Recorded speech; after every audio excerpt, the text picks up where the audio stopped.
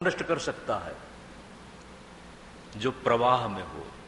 अगर जल एक जगह पर इकट्ठा है तो तुम्हारा, हमारा और असंख्य लोगों का स्नान उस इकट्ठे जल को गंदला कर देगा। लेकिन अगर प्रवाह है, गंगा निरंतर चलती ही रहती है और चलती हुई असंख्य लोगों के पाप को धोती हुई, चलती चलती जिनके निमित्त उतारी गई थी, कपिल महाराज के शाप से दग्ध 60,000 जो सगर पुत्र थे उनके निमित्त उतरी थी। अंतिम जो राजा भगीरथ, उनके नाम से उसका नाम पड़ गया। लेकिन गंगा जब उतरी है तो उसने सोचा कि जब मैं धरती में जा रही हूं, ध्यान देना, भगवान नारायण के चरण का स्पर्श तो मुझे मिल गया, लेकिन जब मैं धरती में जा रही हूं तो किसी तपस्वी के संग से प्रेरणा लेकर के निकलूं। तपस्वी कौन है? बाबा जी। बाबा जी ने गंगा जी को अपने पास नहीं बिठाया, सिर में स्थान दे दिया। शिरोधार्य बोलते हैं ना, शिरोधार्य। बाबा जी ने गंगा को सिर में क्यों धारण किया? अपने आराध्य इष्ट देव के साथ गंगा जी का संबंध है। आराध्य इष्ट देव भगवान विष्णु के साथ गंगा जी का पत्नी संबंध है, इसलिए उनको कहां धारण करना चाहिए? सिर में धारण करना चाहिए, अगल बगल नहीं। गंगा जी ने सोचा कि यह भी अच्छी बात है। किसी से कुछ सीखना हो तो सीखने के लिए भगवान शंकर समाधि कहां लगाते हैं? समाधि का केंद्र कहां है? मस्तिष्क। भगवान शंकर का शिवत्व कहां स्थिर है? शिरोभाग में। आपकी पहचान का केंद्र शिरोभाग है। हमारे जीवन का जो भी श्रेय है इसी शिरोभाग में है। तो गंगा जी ने सोचा कि किसी से कुछ सीखना है तो जहां ज्ञान का केंद्र है वहीं पर रहना चाहिए। तो ज्ञान का केंद्र कौन है? ये शिर। गंगा जी यहां पर निवास करती हैं। ज्ञानी के ज्ञान से प्रेरणा लेकर गंगा जी धरती में नीचे प्रवाहित होती हैं। क्या ज्ञान लिया? समता का ज्ञान, तपस्वी की तपस्या का ज्ञान और करुणा का ज्ञान। विषमता में भी समता की समाधि का ज्ञान। बाबा जी विषमता में ही तो रहते हैं। समता अगर जीवन में ना हो तो समाधि का क्या मतलब है? समाधि में वही प्रवेश कर सकता है जो बाहर सध गया हो। बाहर ईर्ष्या द्वेष के द्वंद्व से जो अपने आप को मुक्त रख सके वही समाधि और ध्यान में जा सकता है। बाबा जी से गंगा जी ने यह सीखा और सीधा गंगा सागर में जाकर मिल गई।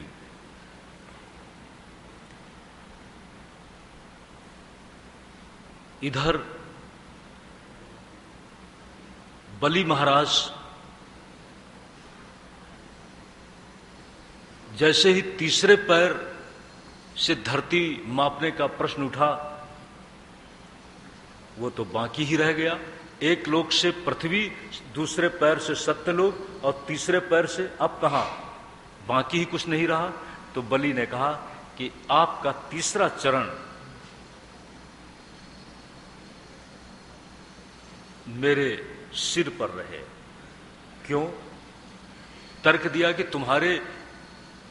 तुमने तो मुझे देने की बात की थी ना। बलि ने कहा कि मैंने देने की बात की है तो मेरे मैं ने की है ना, तो मेरे मैं पर ही आप चरण रख दीजिए। यारी मेरा मैं भी नहीं रहेगा। मेरा संपूर्ण अस्तित्व, जिस धन के अस्तित्व का स्वामी मैं अपने आप को मानता था, तो वो तो उससे बड़ा ही हुआ ना। मैं ही तो सबसे बलवान है। तो आप अपने चरण से मेरे मैं में ही अपना चरण रख दीजिए। शुक्राचार्य जी देख रहे हैं, पूरी सभा देख रही है।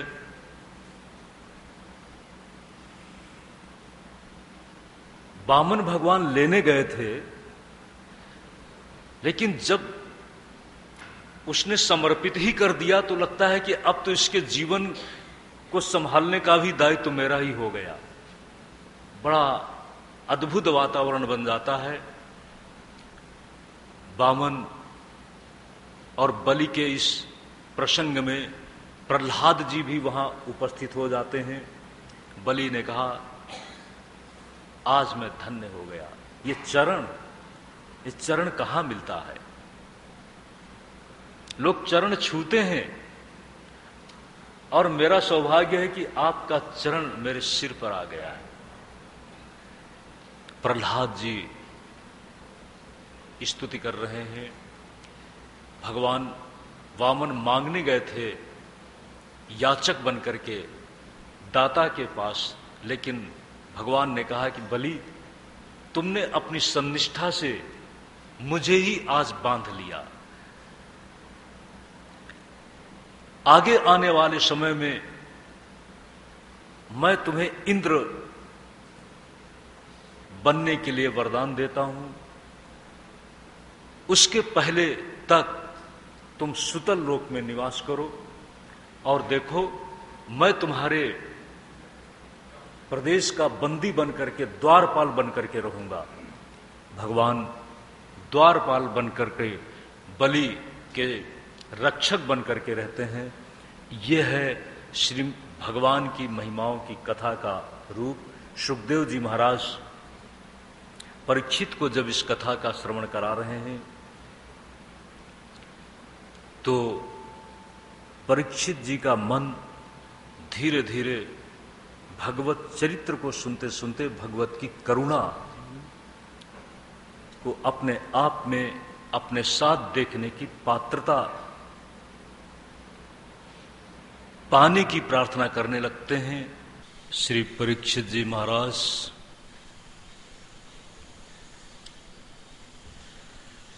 महायोगी,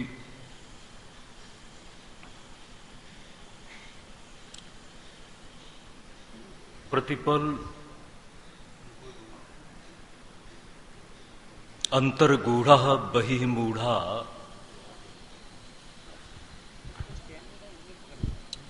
इस वाक्य के द्वारा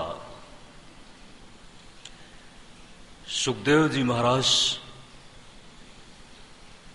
की स्थिति का चित्रण किया गया। अंतर्गूढ़ा बहिर्मूढ़ा,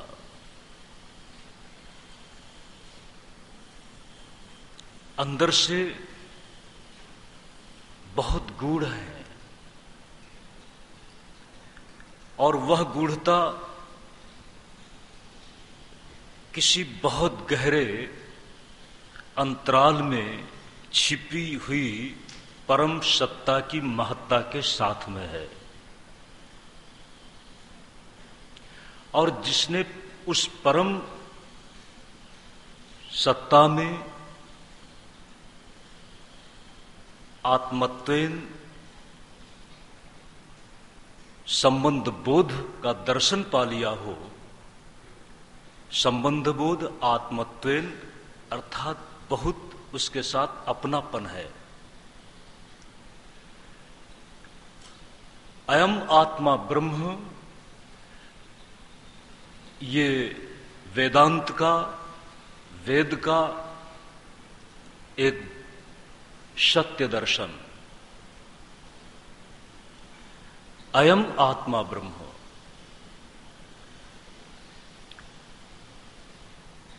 सर्वम खल्विदम ब्रह्म। ब्रह्म तो आत्मा रूप में है ही,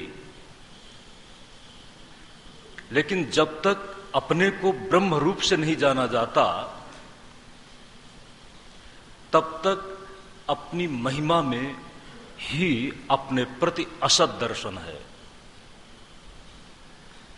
अल्प दर्शन है। जीव की यात्रा अल्प भाव की यात्रा है, और जब जीव अपने आप को ब्रह्म में अर्थात अपने महत मूल स्वरूप को जानता है, अहम ब्रह्मास्मि के रूप में जानता है, तब क्या संसार को नहीं जानता? संसार के साथ अपने आप को देखता है, लेकिन संसार जिस तरह से तुमको हमको देखता है, ज्ञानी अपने आप को उस तरह से नहीं देखता। नाटक के पात्र को आप सिर्फ नाटकीय भूमिका के संदर्भ में ही देखते हैं, लेकिन अभिनेता अपने आप को उस रूप में नहीं देखता जिस तरह से दर्शक उसको देखते हैं।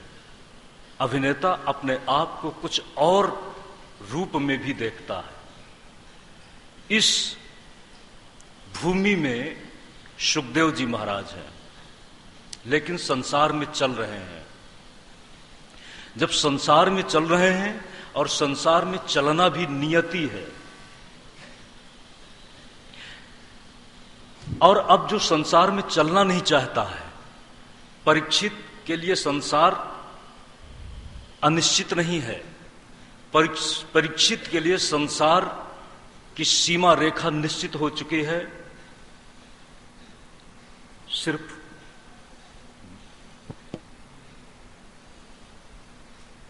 दो दिन, आज चौथा दिन है,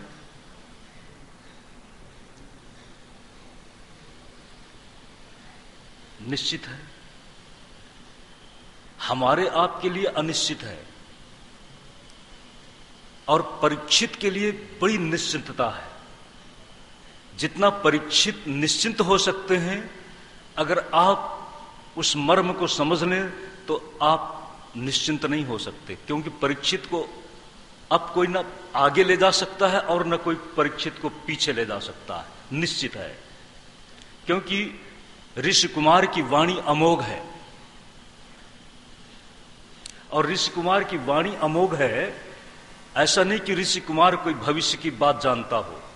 सच तो यह है कि वह तो मात्र एक सत्य को प्रस्थापित करने में निमित्त है।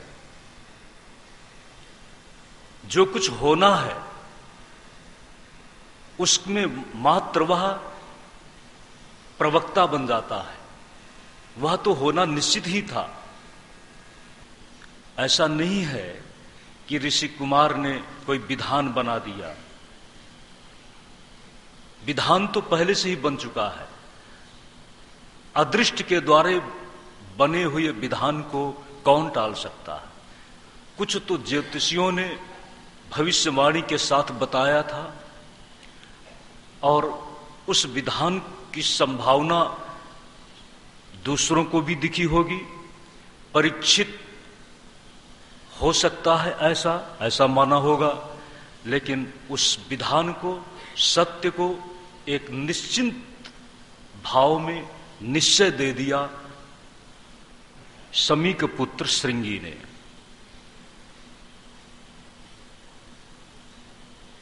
हमारे आपके लिए कुछ निश्चित नहीं है।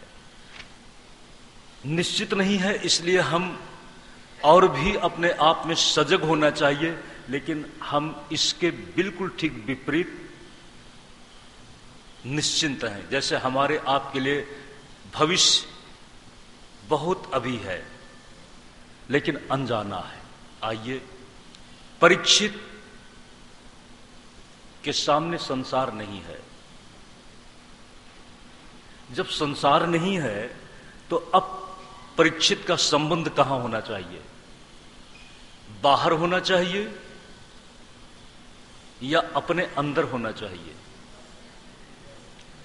अगर तुम परमात्मा को बाहर देख लेते हो तो चलो, देखने के लिए चलो, और तुमने परमात्मा को अंदर ही देख लिया तो अब उसे देखने के लिए कहां जाओगे? और अगर वह जो बाहर है वही तुम्हारे अंदर है, उसको तुमने अंदर ही देख लिया, तो वह बाहर अपने आप दिखाई पड़ने लगेगा।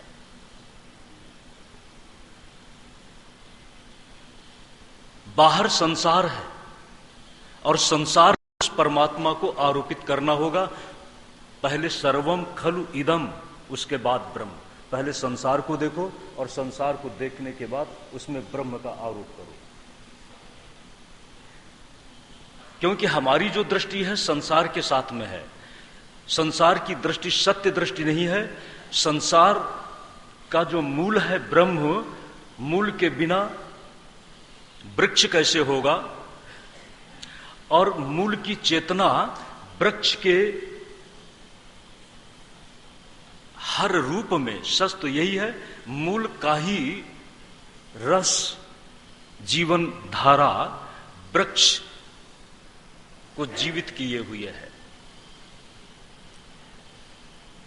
लेकिन हम वृक्ष देखने के आदती हैं, मूल को कहां देखते हैं? सत्य यह है कि जिसे नहीं देखते वो वृक्ष का अधिष्ठान है। ऊर्ध्वमूलम,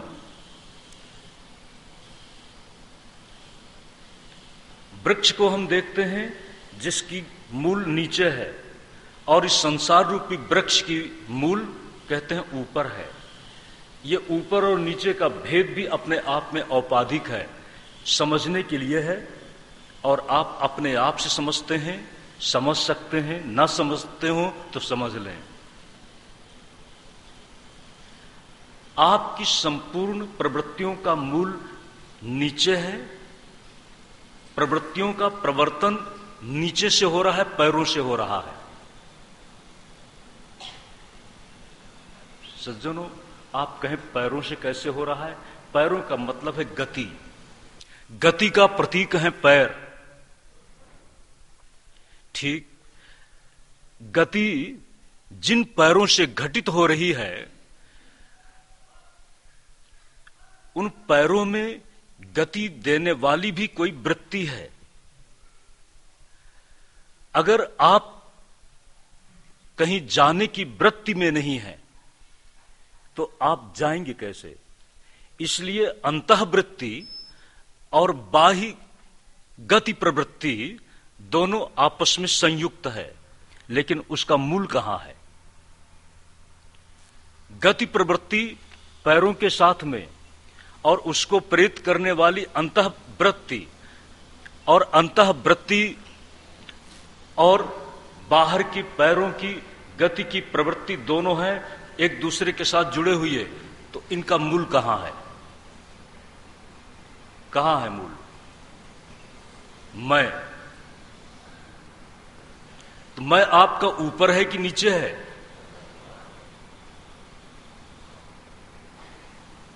सज्जनों, इसी बात को कहा है हम ऊर्ध्व चेता बन जाएं। किसी भी व्यक्ति को नीचे गिरना, नीचे जाना, नीचे रहना पसंद नहीं है। हर व्यक्ति चाहता है कि वह उन्नत हो, उसका उत्थान हो। किसी ने पतन की चाह नहीं की, किसी ने नीचे रहने की आकांक्षा नहीं की। धनवान है तो उससे निम्न स्तर का जो धनवान है वो अपने आप को पीछे देखता है कि मैं बहुत अभी नीचे हूं। जो नीचे है वो ऊपर आना चाहता है। इसलिए सज्जनों, ऊर्ध्वगमन की गरिमा है, उसकी अपनी महत्ता है। ध्यान दें, सुखदेव जी महाराज कहां है? अंतर्गूढ़ा। अंदर कोई तभी रह सकता है